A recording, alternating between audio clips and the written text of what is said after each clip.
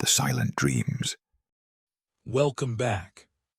Wherever you are right now, in whatever room, in whatever city, under whatever sky, I want you to allow yourself to go somewhere deeper, not higher, deeper, down into the quiet that lives beneath the surface of things, beneath the noise and the light and the motion of the ordinary day, down into the place where things are still, where they have always been still, where the stillness is the oldest thing present. Let your body be heavy. Let gravity do its work. Let it pull you gently downward, into the surface beneath you, as though you are settling into something solid and ancient and perfectly capable of holding you. You do not need to resist this settling. You can let it happen completely. Take one slow breath in, down into the belly, deep, and release it all the way out slowly until the lungs are empty and the next breath comes on its own from below, unhurried, unprompted. Again, deeper. Tonight I am taking you underground, beneath the foundations of Topkapi Palace, in the city of Istanbul, on an autumn night in 1544. Beneath the courtyards and the corridors and the sleeping rooms and the kitchens and the gardens, beneath all of it, there are cisterns, great underground chambers of stone where the water is stored, where it has been stored for longer than the palace has existed, where it moves through the dark in channels cut by hands long dead through stone that was old before anyone living was born. A water engineer named Sinan carries a lantern down the stone steps. He does this once a month, alone, in the deep hours when the water's behavior is most readable, when no one else is drawing from the cisterns and the flow is undisturbed, and the sound the water makes is the sound of water moving without interference through the channels it has shaped for itself over centuries. He goes to listen. He goes to read the water.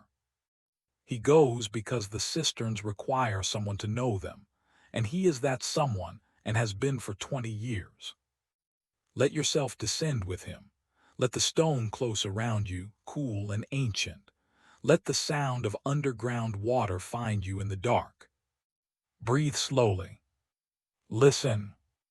In the hour before the first call to prayer, when the palace held its breath above, and the city of Istanbul lay sleeping on its hills, Sinan descended the stone steps into the earth. The steps were worn. Not worn by him alone. He had descended them perhaps 240 times in 20 years, which was not enough to wear stone, but by the accumulated passage of engineers and inspectors and workmen over the centuries, since the cisterns were cut, each descent leaving nothing visible and collectively leaving this.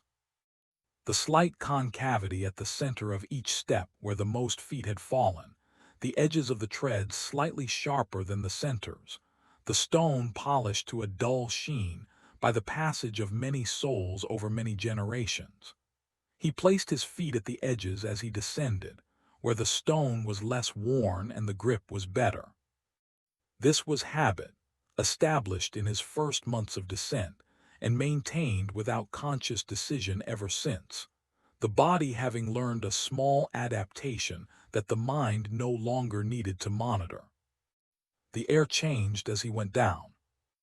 This was one of the things he had noticed first, in his early inspections, the way the air altered with depth, becoming cooler and more humid, the dryness of the palace's autumn atmosphere giving way to something denser, more saturated, the air of a place that had never been fully dry in living memory. By the time he reached the bottom of the stairs, the temperature had dropped noticeably. Not uncomfortably, not cold in the way of a winter morning, but cool in a way that felt deliberate, as though the earth were maintaining a specific temperature for its own purposes, and the cisterns were where that temperature was most purely expressed. He raised his lantern. The first chamber opened before him. The cisterns were not one space, but many. A network of connected chambers and channels cut into the limestone beneath the palace hill, some of them ancient, predating the Ottoman structures above by centuries, their origin in a period of the city's history that Sinan knew only in the vague outline that the evidence of the stone suggested. The masonry in the oldest sections was different from the newer work, the stones larger, set without mortar, relying on the precision of their cutting and the weight of the material above to hold them in place, a technique that had been superseded by mortared construction, but that had proven in these oldest chambers more durable than much of the later work. The old stones had not moved in centuries. Sinan respected them for this. The first chamber was also the largest. A rectangular space perhaps 30 feet across and 50 feet long, its ceiling supported by a double row of columns that disappeared into the darkness above the lantern's reach, the columns rising from the water that covered the chamber floor to a depth of perhaps 2 feet. The water was very still. This chamber was a settling basin. The water entered here from the main feed channel and was given time to slow, to release the sediment it carried from the aqueducts above, before proceeding deeper into the system. The settling process worked by stillness. Only the most motionless water produced the clearest water, the sediment sinking to the floor only in the absence of current. Sinan held his lantern over the surface of the water.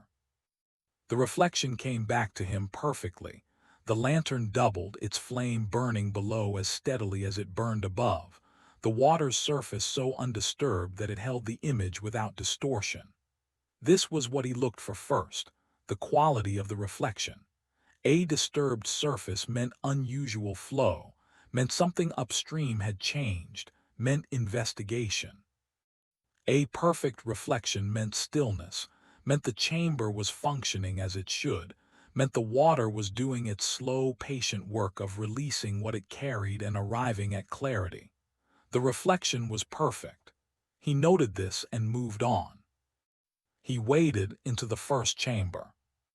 The water reached his knees. He had dressed for this, as he always dressed for the monthly inspection, in the old working clothes he kept specifically for the cisterns, clothes that had been wet and dried so many times that they had achieved a kind of equilibrium with water, neither resisting it nor being damaged by it, simply accepting the immersion and releasing it when the immersion was over. The water was cold against his legs.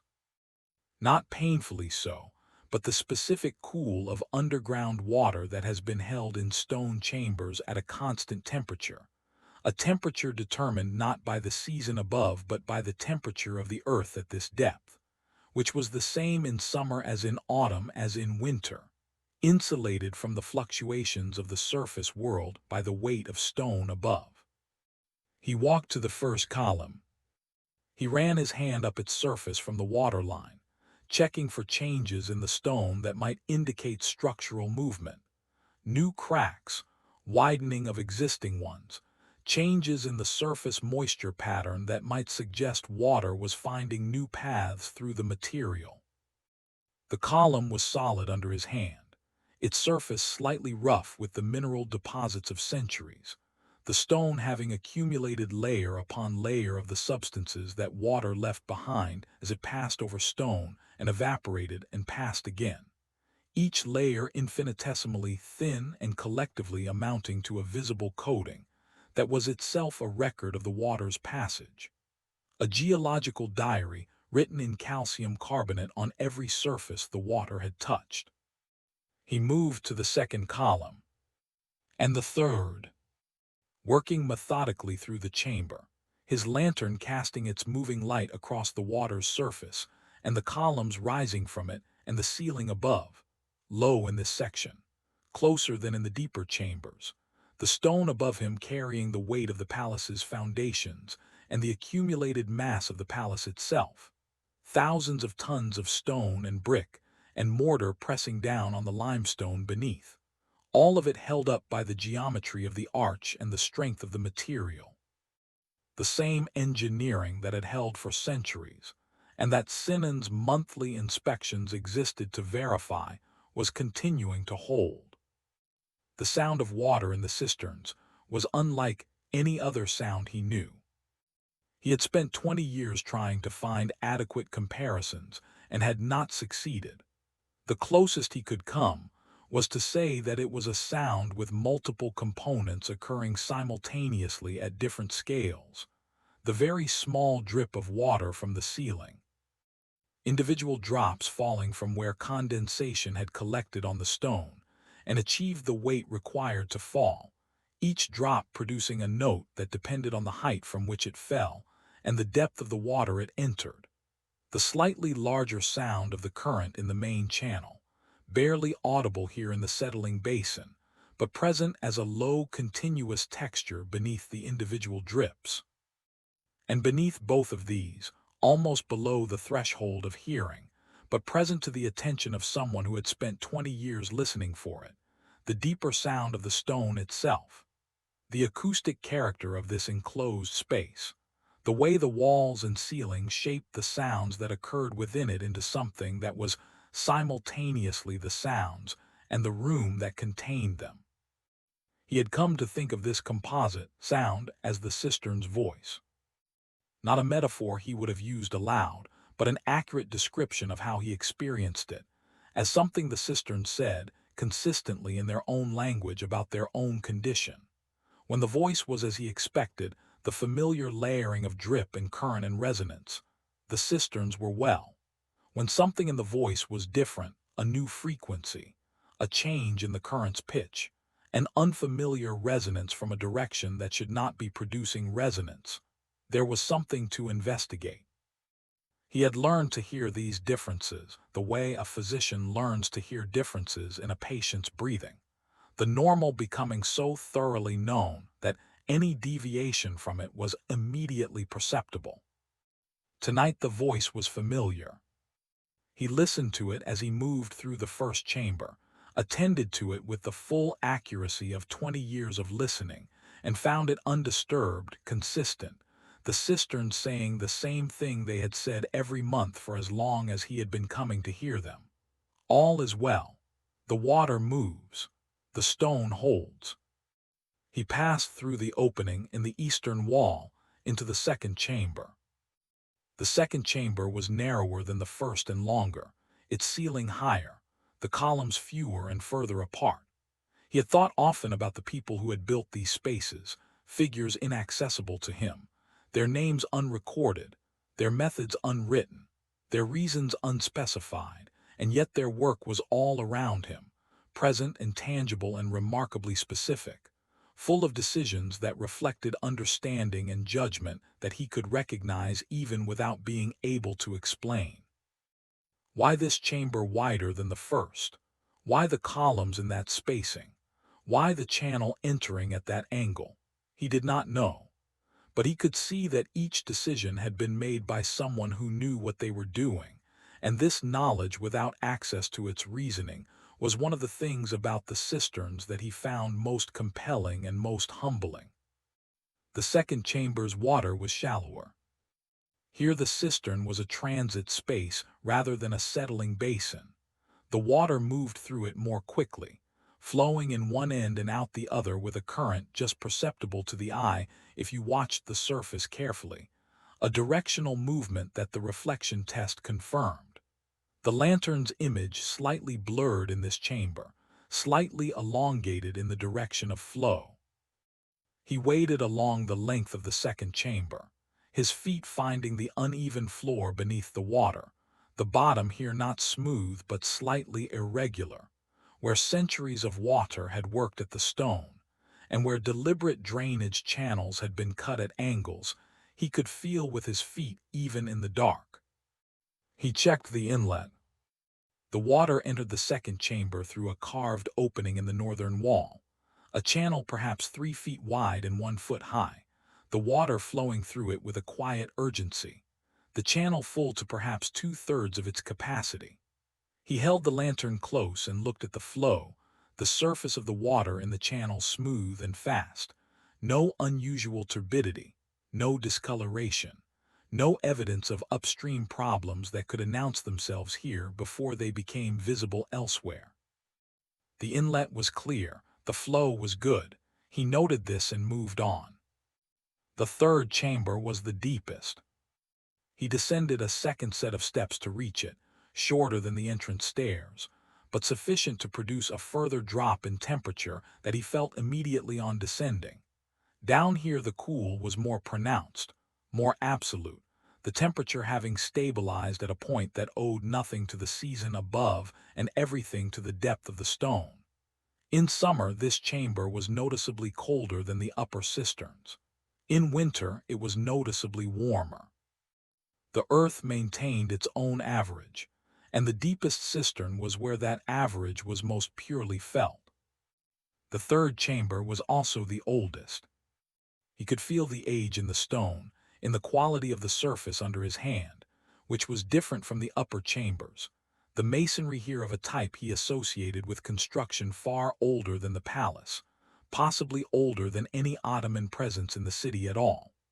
The stones were enormous, each one larger than a man, set with a precision that required either tools or knowledge or both that he could not fully account for, the joints between them so tight that water did not pass through them, but over them. Someone had built this very carefully, a very long time ago, for reasons that had presumably been clear at the time and that time had rendered opaque. The care had outlasted the reasons. The chamber stood. The water here was still, almost completely still. The deepest cistern was a storage chamber rather than a transit space, the water entering through a small inlet and leaving through a controlled outlet whose opening was governed by a mechanism on the surface above. When the valve was closed, as it was tonight, the water in the third chamber did not move at all. It simply waited. It had been waiting in various quantities for as long as the chamber had existed, and it would continue to wait, and the waiting was its function, and the function was performed with complete success and no apparent effort. Sinan stood in the third chamber and listened to the stillness. Here, in the deepest room, the sounds from the chambers above were very faint. The dripping from the ceiling of the second chamber, the current in the inlet, these arrived as barely perceptible sounds, filtered by stone and distance until they were less sounds than the memory of sounds, present at the edge of hearing rather than at its center. What remained was the sound of this chamber itself, the occasional drop from its own ceiling, very infrequent, each one distinct in the near silence, each one producing a note that the chamber's enclosed space extended and sustained for longer than the drop itself lasted, the echo of the drop outliving the drop.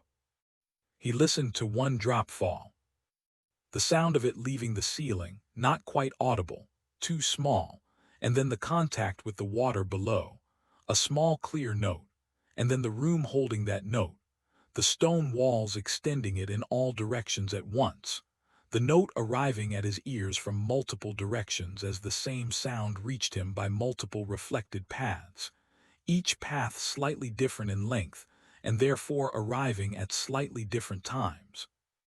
The superposition of these arrivals creating a single complex sound that was richer than a simple note, and that faded over perhaps 3 seconds into the silence it had briefly interrupted. He stood in the fading echo. He thought, this is the sound of deep stone. This is what the underground sounds like when you remove everything except the water and the rock and the space between them.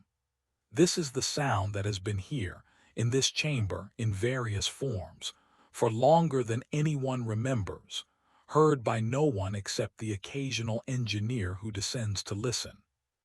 He felt, as he sometimes felt in this chamber, a quality of privilege, not in the social sense, but in the more basic sense of being given access to something that most people would never encounter, that existed in parallel with the ordinary world above but entirely separate from it, requiring the specific effort of descent to reach. He had never told anyone about the echo, not because it was secret, but because it seemed to him the kind of thing that was better experienced than described, and because the descriptions he had attempted in his own mind were always inadequate, always failing to capture the specific quality of the sound, which was not just its acoustic character, but something about what it was to stand in this room in the deep hours and listen to one drop of water extend itself through old stone into something that filled the space with its own brief presence, and then withdrew. He conducted his inspection of the third chamber with the same systematic care he brought to the upper chambers. The walls, sound no new movement in the joints, the ancient masonry continuing its ancient project of holding the hill above at bay. The floor, clean, the sediment layer thin and even, consistent with the previous month's inspection. The inlet, clear, the small opening clean. The water level, slightly higher than last month, consistent with the autumn rains that had begun 2 weeks ago. He noted all of this in his memory, in the precise notation he had developed over years, the shorthand of a man who has found that the most reliable record is the one kept in a well-trained mind, rather than a document that can be lost or damaged. Everything was as it should be. The cisterns were well. The water was moving as it should move and storing as it should store, and the stone that contained it was holding as it had held for centuries and would hold, he believed, for centuries more. He had no reason to believe otherwise. The evidence of 20 years of monthly inspections was consistently in the direction of stability. The cisterns were not deteriorating but simply aging, which was different. The difference being that aging was the expected condition of old things and deterioration was the unexpected, the thing that required intervention. He had intervened over 20 years, perhaps a dozen times, small repairs, repointing of mortar in the newer sections, clearing of debris from the channels. Nothing significant. The cisterns did not require significant intervention. They required attention. He gave them his attention. Every month in the deep hours, alone with a lantern and the water and the old stone. This was the job. He had found it over 20 years sufficient. He stood for a long time in the third chamber before ascending. Not because there was more to inspect, the inspection was complete, the cisterns noted as sound, the month's work done.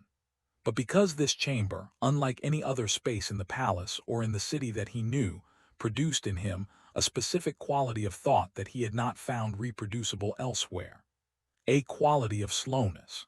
Not the slowness of fatigue or boredom, but the slowness of a mind that has been relieved by the specific conditions of this place, of the urgencies that ordinarily occupied it.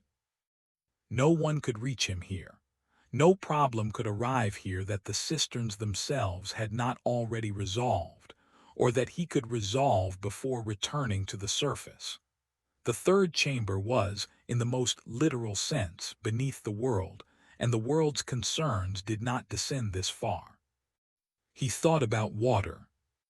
He thought about the aqueducts that fed the cisterns, the great engineering works that brought water from the hills north of the city, following the contours of the land, crossing valleys on arched bridges of cut stone, entering the city and descending to the distribution points that fed the palace and the mosques and the fountains and the baths.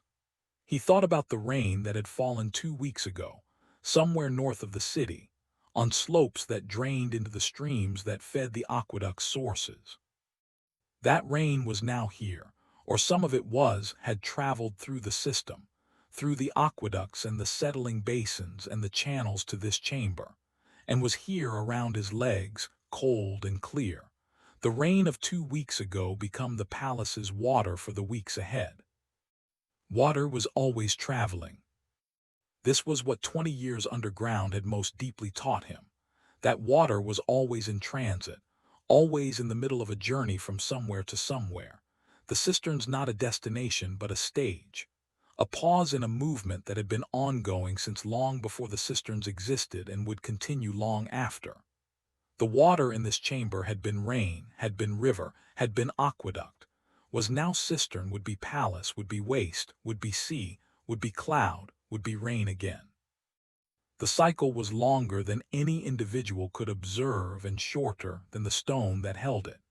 He was a single inspection in a cycle of countless inspections, a point of attention in a process of vast duration. He found the steadying rather than diminishing. The size of the thing did not make his part of it smaller.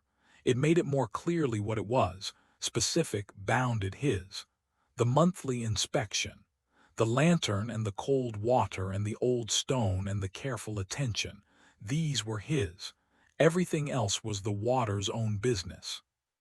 He heard from somewhere above, the very faint transmission of the call to prayer through stone.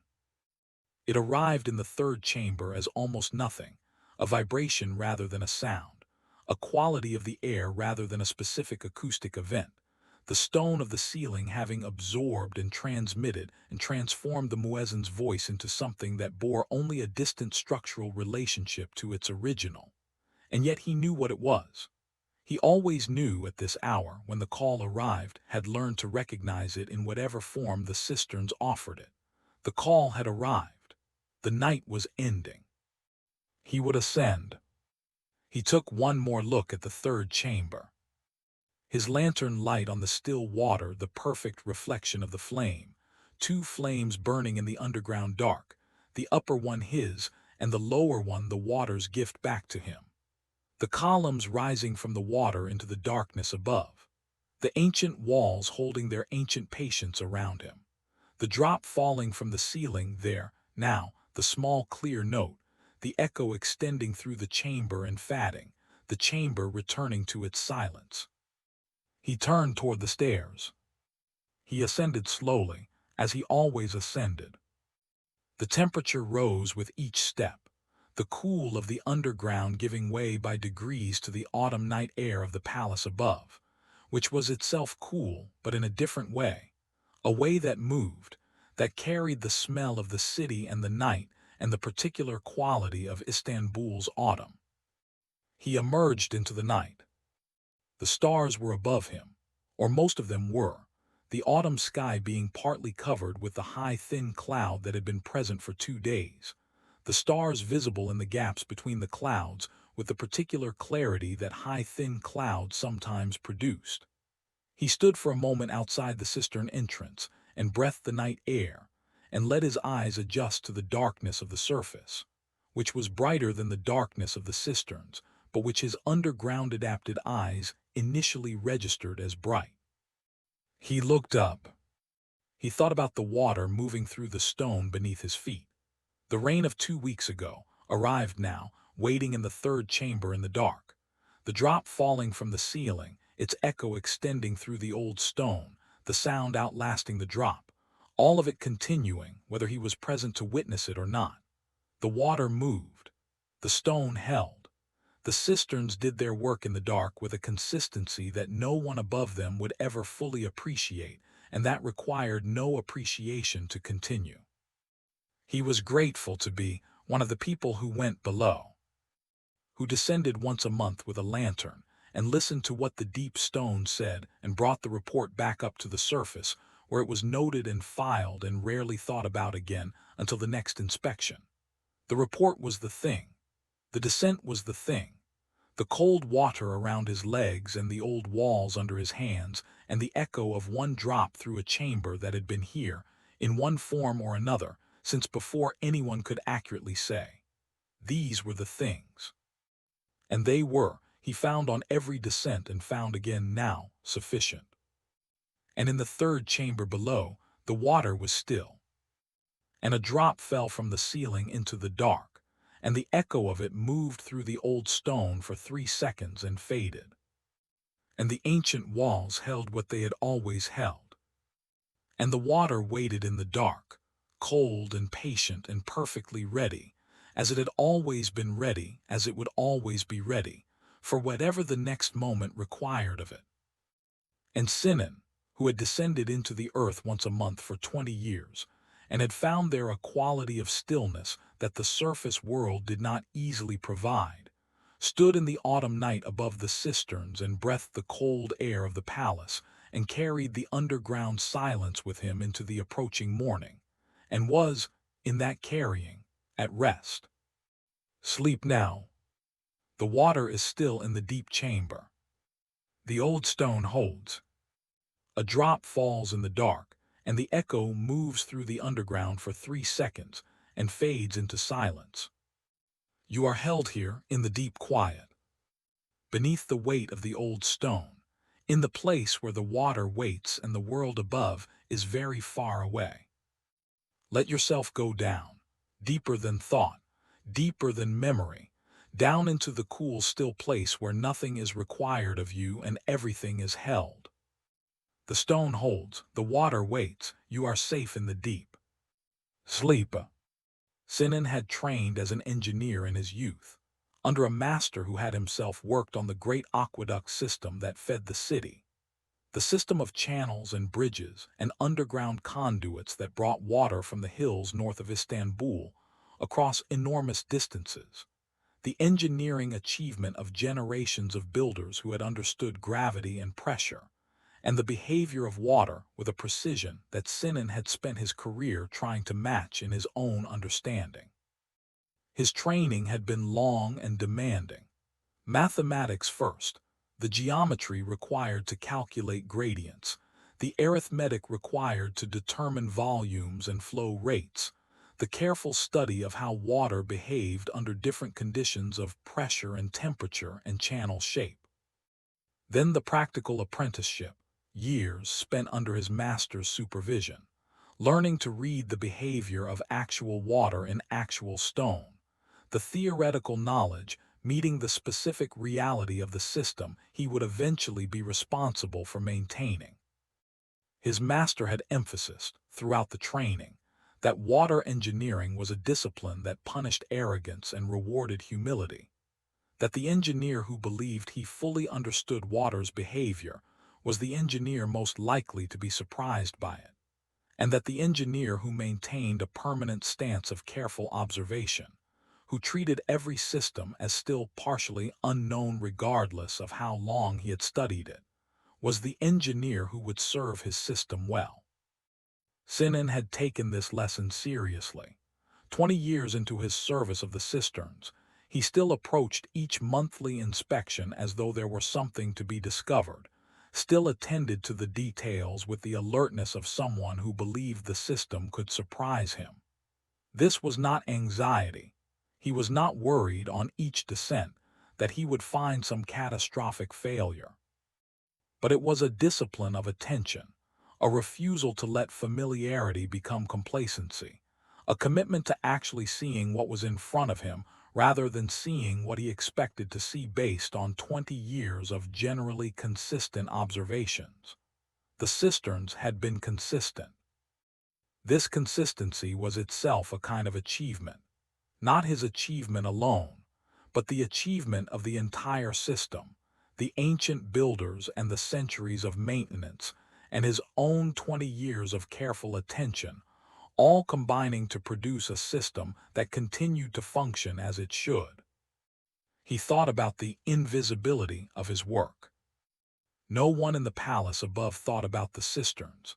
As a rule, the water simply arrived at the taps in the hammam, in the kitchens, in the garden's irrigation channels, and its arrival was taken for granted in the way that reliable things were always taken for granted, the reliability itself producing the invisibility, the system working so well that its workings disappeared from anyone's awareness except his own.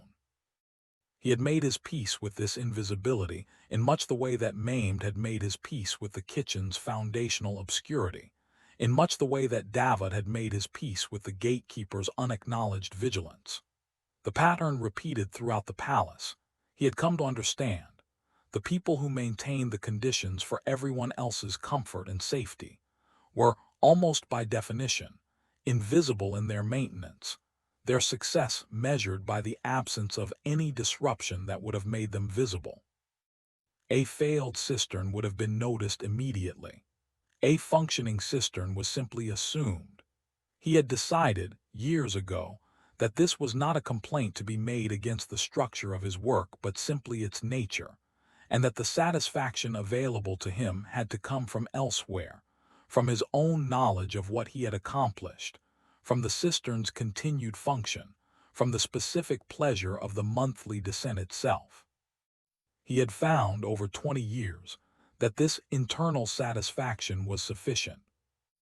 More than sufficient, it had become, in some ways, preferable to the alternative of external recognition, which would have required him to perform his expertise for an audience rather than simply exercise it for its own sake. The cisterns did not need an audience.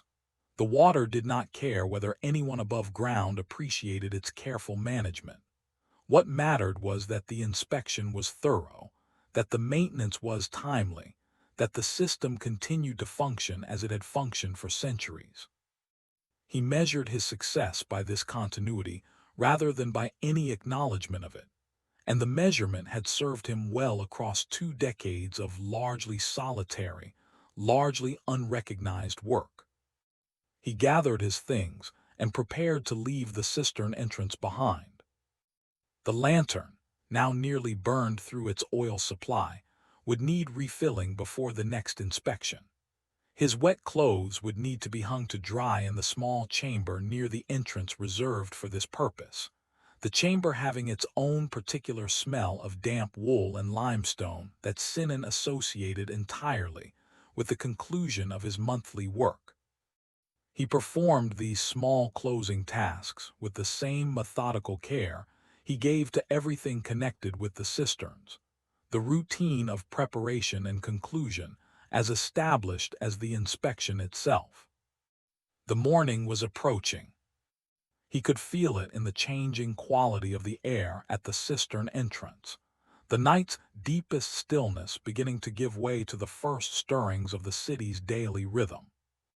He had 1 more month before this inspection would be due again, 30 days during which the cisterns would continue their quiet work without his direct attention, the water moving through the channels and settling in the chambers and waiting in the deep storage room, all of it proceeding according to its own patient logic regardless of whether he was there to observe it.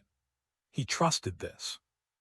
He had built the trust over 20 years, through the accumulated evidence of 240 consistent inspections, the system proving itself reliable again and again, until the reliability had become, for him, simply a fact about the world rather than a hope or an expectation.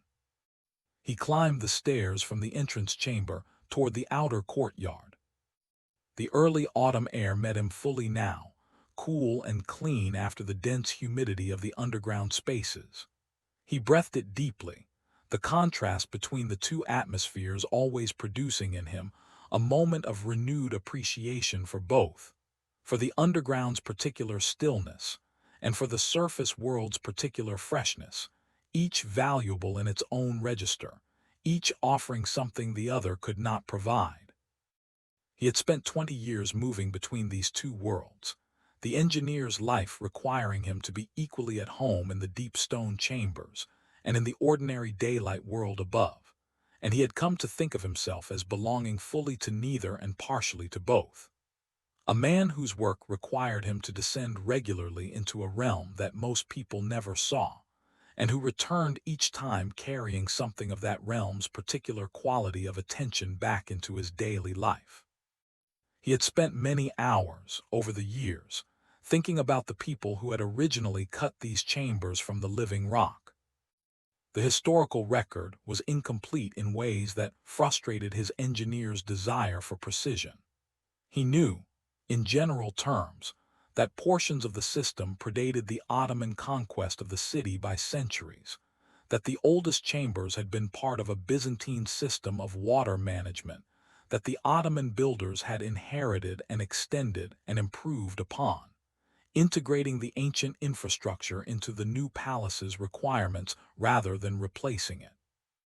This integration spoke to a wisdom that Sinan deeply respected, the recognition that what already worked should be preserved and built upon rather than discarded for the sake of a fresh start, the humility to acknowledge that earlier builders, working with different tools and different knowledge, had nonetheless achieved something worth keeping. He had seen, in his own career, engineers who wanted to demonstrate their own brilliance by replacing functional older systems with newer ones that were not, in the end, meaningfully superior, driven by vanity rather than necessity, by the desire to leave their own mark rather than the genuine improvement of the system they were responsible for. He had tried throughout his career to resist this temptation, to ask honestly whether a proposed change would actually improve the cistern's function, or merely satisfy his own desire to have contributed something visible and new. The ancient builders had left no names that Sinan knew of. Whatever their identities, whatever their personal histories, whatever satisfaction or frustration they had experienced in the cutting of these enormous chambers from solid rock, none of it survived in any record he had access to.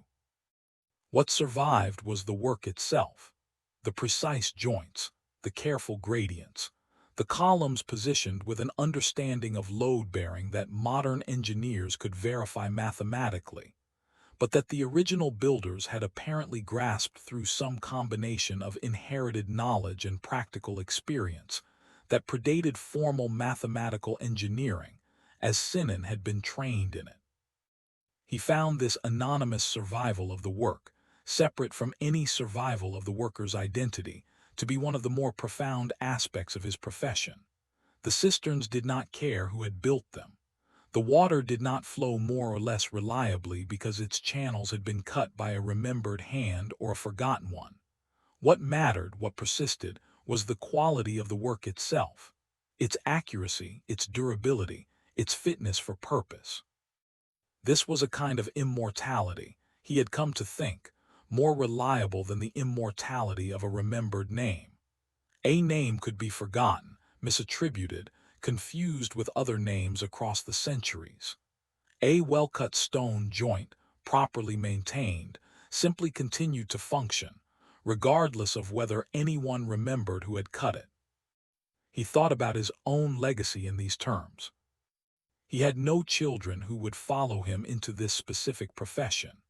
His daughter had married a merchant and lived now in a different quarter of the city, occupied with her own household and her own concerns, the cisterns as remote from her daily life as they were from most of the palace's inhabitants. He had trained 2 assistants over the years, young men who had shown aptitude for the careful, patient, somewhat solitary work that cistern maintenance required, and one of them was likely to succeed him when his own capacity for the work eventually diminished.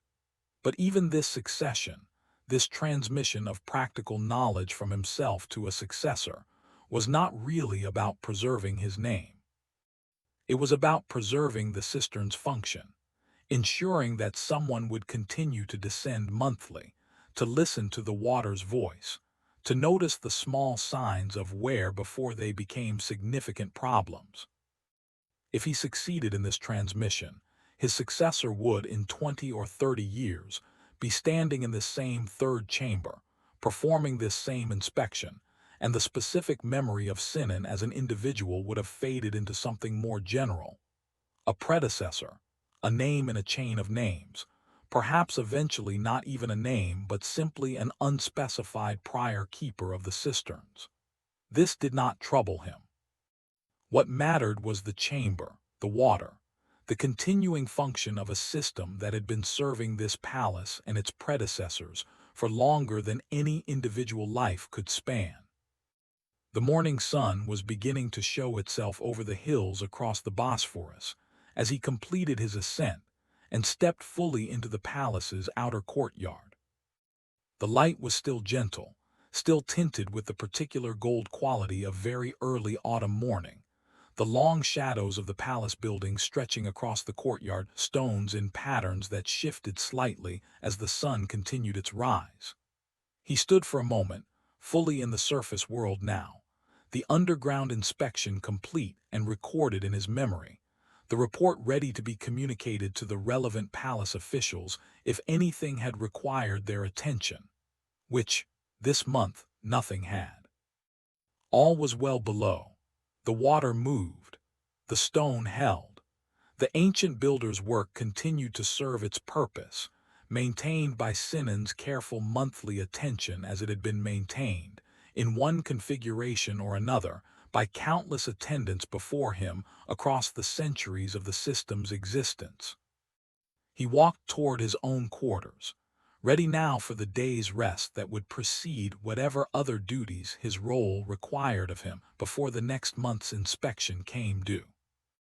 Behind him, beneath the palace, the cisterns held their water in patient darkness, the third chamber's stillness undisturbed, the echo of his footsteps and his lantern light already fading from the space, the chamber returning to the condition it occupied for the vast majority of its existence. Alone, silent, attended by no one, simply continuing to be what it was, a vessel for water, a testament to ancient skill, a quiet foundation beneath the sleeping palace above. Before returning to the surface fully, Sinan had one more brief stop to make, a small fourth chamber, scarcely large enough to be called a room, that branched off from the deepest cistern, and that housed the mechanism controlling the valve between the storage chamber and the distribution channels above. This mechanism was newer than the surrounding stone, installed perhaps 60 years earlier, according to the records he had inherited from his predecessors, replacing an older and less reliable system of controlling the water's release into the palace's daily use. The mechanism itself was a marvel of practical engineering. A great iron wheel connected through a series of gears to the valve far below, allowing a single person at the surface to control, with appropriate effort, the flow of water from the deepest storage chamber into the channels that fed the palace's daily needs. Sinan had studied this mechanism extensively in his training, had traced its gear ratios, and understood the mechanical advantage that allowed a person of ordinary strength to control a volume of water that would otherwise have required far greater force to manage directly. He checked it now with the same care he gave to the chambers themselves, testing the wheel's movement, listening for any unusual sound in the gears, confirming that the valve responded correctly to the wheel's rotation. Everything functioned smoothly. The wheel turned with the appropriate resistance, neither too loose, which would suggest worn gears, nor too tight, which would suggest the beginning of seizure or obstruction. He turned it through a small test rotation, confirming the valve's response by the change in water sound from the distant outlet, then returned it to its original position, the storage chamber's water held in its accustomed stillness once more. This mechanism, more than any other single element of the cistern system, represented the direct interface between the ancient underground world and the daily life of the palace above. The point at which the patient, slow accumulation of water in the deep chamber became, through a human hand turning an iron wheel, the immediate, accessible resource that filled the Hammam's basins and watered the garden's roses and fed the kitchen's preparations. He found something satisfying in this connection, in being the person responsible for maintaining the mechanism that bridged these two very different scales of time and experience. The cistern's centuries-long patience and the palace's daily, hourly needs. He made his final notes in the small ledger he carried for this purpose, recording the mechanism's good condition alongside his earlier observations about the three main chambers. This ledger, unlike the larger administrative record he would file later, was entirely his own, a personal log of observations that he had kept faithfully across all 20 years of his service, each entry brief but precise, building over the decades into a continuous record of the cistern's condition that no other single document could match.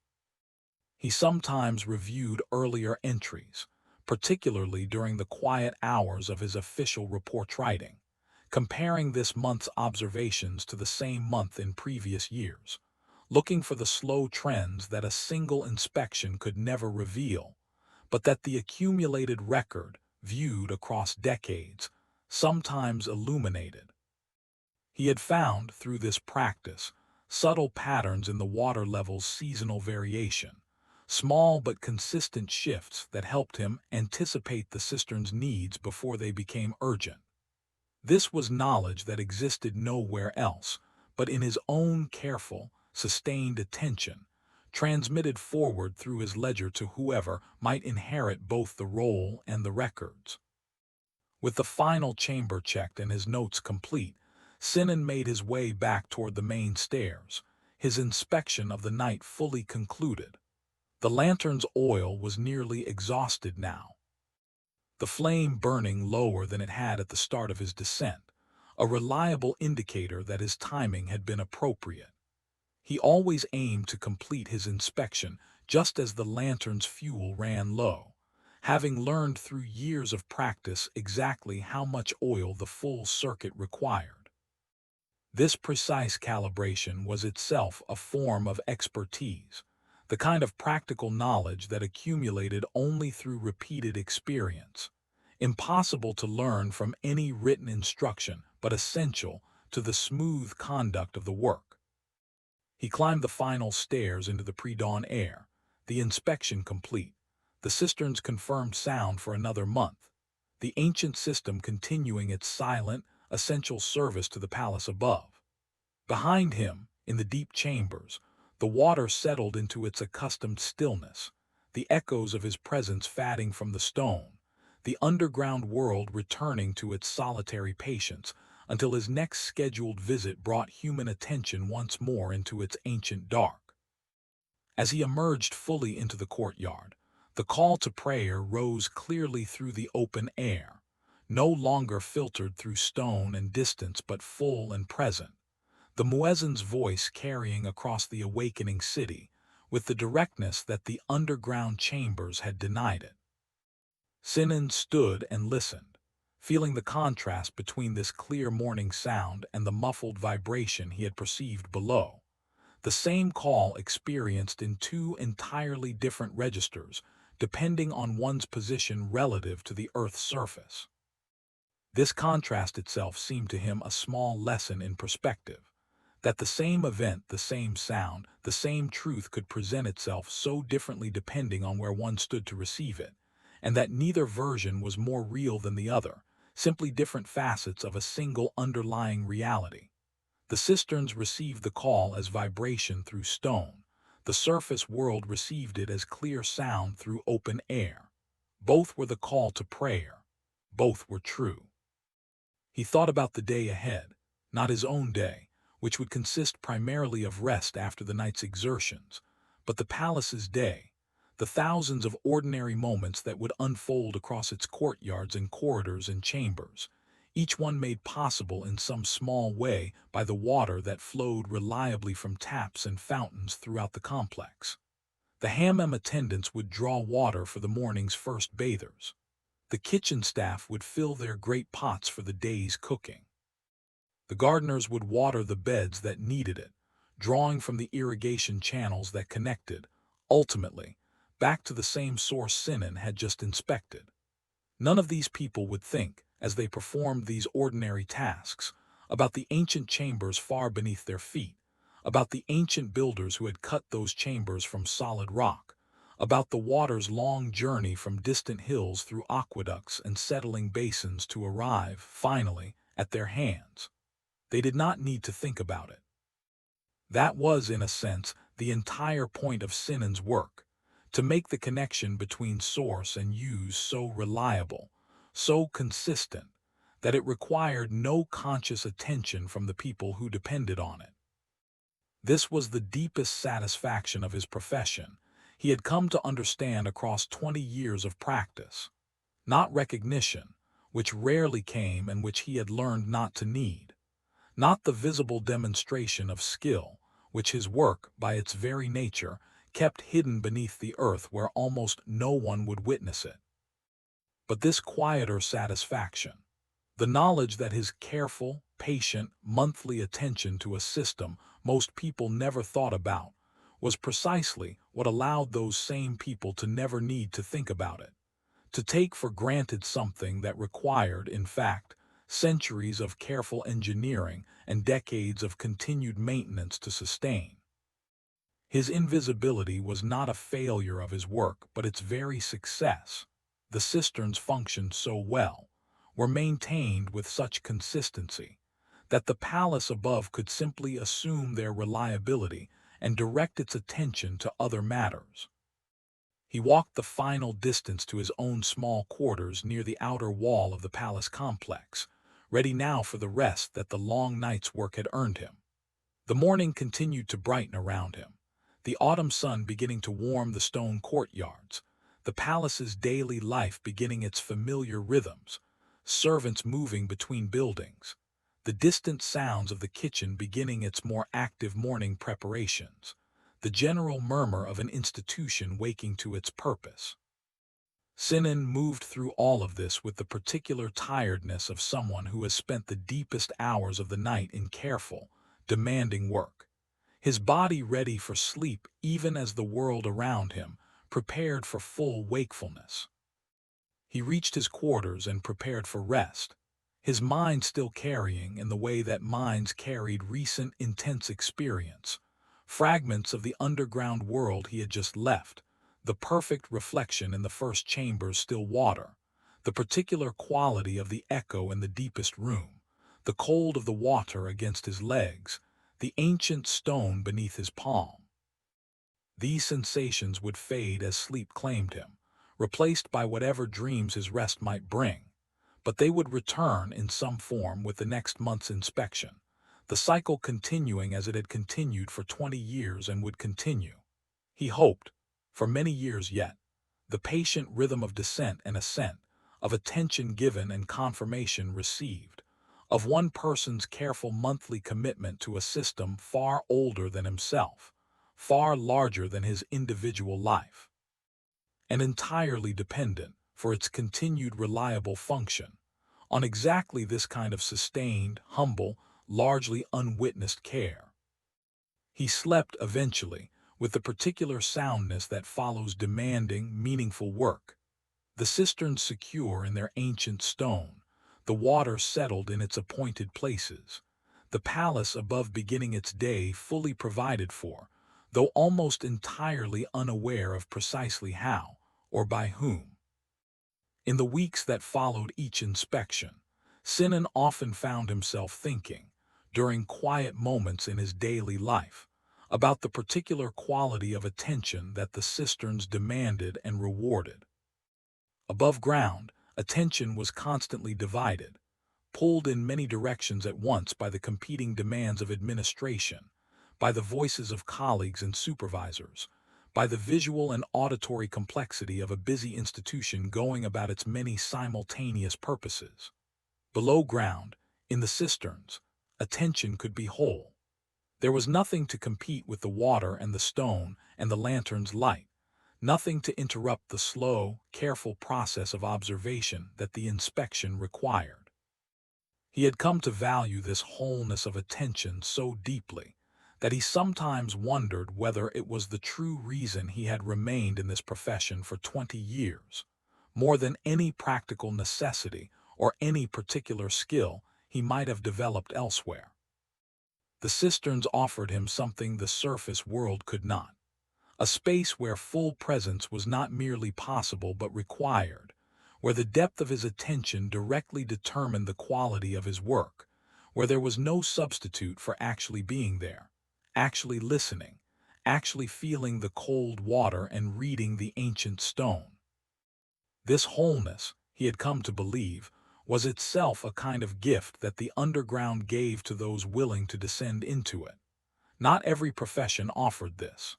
Many people spent their working lives in states of partial attention, responding to multiple demands, never quite settling into the complete presence that Sinan experienced each month in the deep chambers. He felt fortunate to have found work that required and rewarded such presence, even as he recognized that this same work kept him largely separate from the social and political currents that shaped much of palace life, that his expertise, however valued in the abstract, rarely brought him into contact with the people whose decisions shaped the institution's larger fortunes. He had made his peace with this separation long ago, understanding it not as exclusion, but as the natural consequence of work that required solitude and depth rather than visibility and social engagement. The water itself, he sometimes thought, embodied this same principle of patient, unwitnessed dedication. It traveled enormous distances, through aqueducts built by generations of forgotten engineers, settling in chambers cut by anonymous hands, waiting in ancient stone for however long was required before being called, finally, into the ordinary service of bathing and cooking and drinking. The water did not announce its journey. It simply arrived, reliable and clean and ready, having completed an extraordinary passage through human ingenuity and natural patience alike. Sinan felt a kind of kinship with this water, with its long, hidden journey towards simple, essential service. His own work mirrored this pattern. Extensive preparation and careful attention, sustained across decades in service of something that would appear, to those who benefited from it, simply and reliably present, requiring no thought, no acknowledgement, no awareness of the depth and complexity that made its presence possible. As the morning fully established itself and Sinan finally surrendered to the sleep his night's work had earned, this sense of kinship with the patient, hidden water settled over him like a kind of peace. He had done his work well. The cisterns would continue their silent service, and somewhere above, in the palace's daily life, water would flow exactly as it should, drawn from depths that almost no one would ever see, sustained by an attention that almost no one would ever know to thank. This was enough. It had always been enough. He thought, finally, of the chain of inspections stretching forward beyond his own tenure, his successor descending these same stairs in years to come, carrying a lantern through these same chambers, reading the same ancient stone with whatever new understanding their own training and experience would bring. The cisterns would outlast him as they had outlasted everyone who had tended them before. And this continuity, more than any individual achievement, was what mattered most. Not his name remembered, but the water still flowing, the stone still holding, the deep dark chambers still doing precisely what they had always done, season after season, century after century, regardless of who descended to keep watch over them in the deep, quiet hours before dawn.